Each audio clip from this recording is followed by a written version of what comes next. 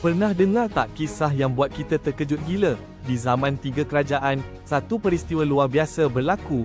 Bayangkan, ada orang sanggup bagi rumah mewah keluarga dia.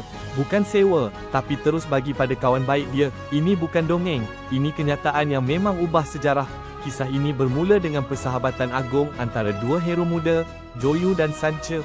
Dalam era penuh kekacauan dan perebutan kuasa, di mana setiap jengkal tanah diperjuangkan, satu tindakan kemurahan hati yang tak terduga telah mengukuhkan ikatan mereka ke tahap yang tak dapat dibayangkan oleh sesiapa pun. Ya, betul, Joyu tanpa berfikir panjang, telah menyerahkan rumah selatan keluarganya yang megah itu kepada keluarga Sanche.